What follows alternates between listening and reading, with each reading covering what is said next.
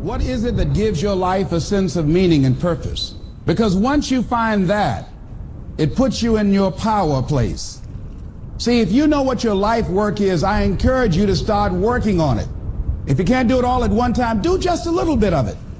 And if you don't know what it is that you showed up to do, if you don't know why you're here, I encourage you to find out what your purpose is here. What is the meaning of your life? What will be different? Have you ever asked yourself that question? I've done that. I remember coming from a friend of mine's funeral, and I was reflecting on how much time I had left. And I went for a walk in a park thinking about this guy whose life was so promising. And I mean, he wasn't an old guy. He was quite young, in fact. And I thought about all of the things that he said he was going to do, and he never got a chance to do those things. And I started thinking about my own life and how much time I had left to do the things that I would like to do. And at that time, I wasn't sure what my life purpose was, what my life's work was. I wasn't sure about it at that time. And I thought about it quite a lot. I had some idea, but I wasn't convinced, and I don't think I felt worthy. I didn't believe that it could be me to do this kind of work that I'm doing right now.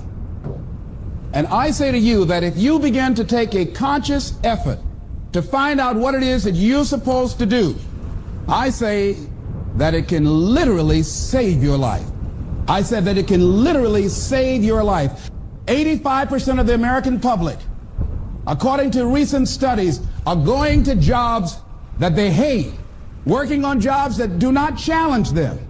They get sick thinking about going. Because, see, when you go to a job and you already know how far you can go, you can already see that proverbial glass ceiling. See, when you're going someplace and you already know how much you're going to make, you already know how far you can go, you're in a dead-end position. It erodes your self-esteem. It lowers your sense of yourself.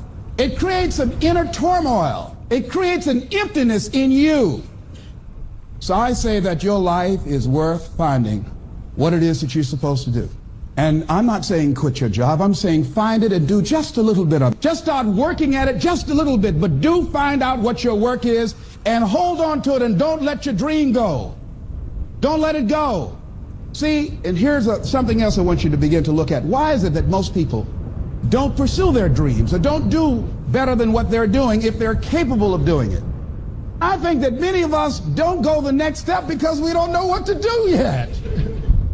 And I say that the reason that we don't even explore the possibility of what to do is because subconsciously we don't believe that it can happen for us, and we don't believe that we deserve it. So here's what I'm suggesting. How much time do you spend working on you? How much time do you spend every day working on your dream? In the last 90 days, how many books have you read? In the last year, what new skill or knowledge have you acquired? What kind of investment have you made in you? So I'm saying that as you begin to look at where you want to go, if you want to make it today, and things are changing so fast you have to literally run to stand still, I'm saying that you've got to make some conscious effort to begin to work to develop you. A definite purpose must be accompanied by a definite plan for its attainment, followed by appropriate action. Now, you have to have a purpose, you have to have a plan, and you have to start putting that plan into action. And ladies and gentlemen, it's not too important that your plan be sound. It is, in fact, it's not too important. Because if you find that you've adopted a plan that's not sound, that's not working, you can always change. You can modify your plan. But it is very important that you be definite about what it is you're going after, what your purpose is. That must be very definite. There can be no ifs or ands about it. All individual achievements are the results of a motive or a combination of motives. I just want to impress upon you that you have no right to ask anybody to do anything at any time without giving that person an adequate motive. And incidentally, that's the warp and the woof of all salesmanship. The ability to plant in the mind of the prospective buyer an adequate motive for his buying. Learning to deal with people by planting in their minds adequate motives for their doing the things that you want them to do. Now, there are a lot of people who call themselves salesmen who have never heard of the 9 basic motives. who do not know that they have no right to ask for a sale until they have planted a motive in the mind of the buyer for his buying. Any dominating idea, plan, or purpose held in the mind through repetition of thought, any dominating idea, plan, or purpose held in the mind through repetition of thought and emotionalized with a burning desire for its realization is taken over by the subconscious section of the mind and acted upon through whatever natural and logical means that may be available.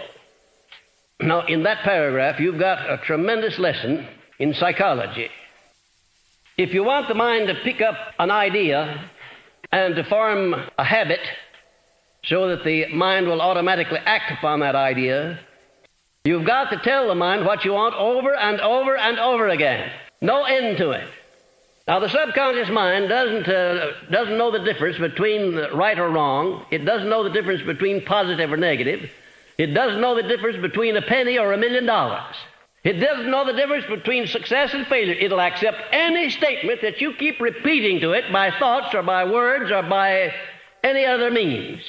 And incidentally, it's up to you in the beginning to lay out your definite purpose, write it out so that it can be understood, memorize it, and start repeating it day in and day out until your subconscious mind picks it up and automatically acts upon it. Now, this is going to take a little time. You can't expect to undo overnight what you've been doing to your subconscious mind back down through the years by allowing negative thoughts to get into it. You can't expect that to happen overnight. But you will find that if you emotionalize any plan that you send over to your subconscious mind and repeat it in a state of enthusiasm and back it up with a spirit of faith, if you do that, the subconscious mind not only acts more quickly, but it acts more definitely and more positively.